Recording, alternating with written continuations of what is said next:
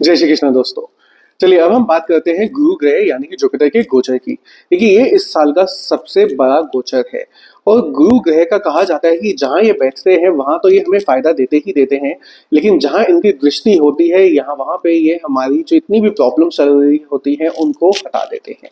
तो देखिए गुरु ग्रह जो है आपके 12th हाउस में बैठेंगे और 12वां जो घर होता है वो आपके जो फॉरेन ट्रैवल्स होते हैं, आपकी स्पिरिचुअलिटी होती है, आपके जो खर्चे होते हैं उसकी वजह से देखा जाता है।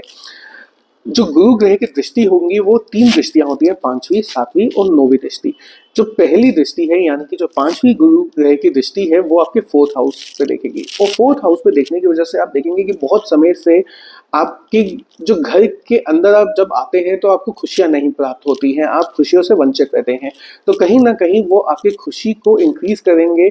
आपके जो कंफर्ट्स हैं जिनसे आप वंचित रहे थे पिछले 1-1.5 साल से उसमें आपकी बढ़ोतरी होगी। आपकी जो मदर है उनकी हेल्थ अगर कहीं से प्रॉब्लम चल रही थी उसमें ठीक होंगे। आप इमोशनली बैलेंस होंगे इस साल।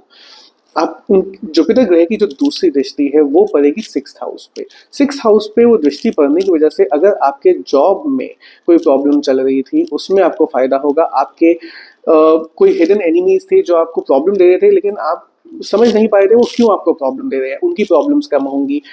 आपका कोई लोन चल रहा था उसमें आपको बेनिफिट होगा, आप उस लोन को जल्दी से रीपे कर पाएंगे। लेकिन और साथ में अगर आपको लोन नहीं मिल पा रहा था तो वो भी आपको मिलने के चांसेस हैं। जुपिटर ग्रह की जो तीसरी दृष्टि है वो आपके 8th हाउस में पड़ेगी। कहीं ना कहीं आपकी जो प्रॉब्लम चल रही थी, आपकी जो हेल्थ इश्यूज चल रहे थे उसकी वजह से आपकी जो टेंशन थी वो खत्म होंगी। अगर आप किसी चीज़ में रिसर्च कर रहे हैं तो आपको उसमें बहुत ज़्यादा फायदा मिलेगा। आपकी रिसर्च जो है वो कहीं ना कहीं आपको फायदा देके जाएगी। अगर आपकी पैतृक संपत्ति कोई आपकी पेरेंटल प्रॉपर्टी की वजह से आपको इश्यूज चल रहे थे उसमें आपको फायदा मिलेगा। आपको कहीं ना कहीं से मनी मिलेगी जो कि आपकी पेरेंटल साइड से होगी।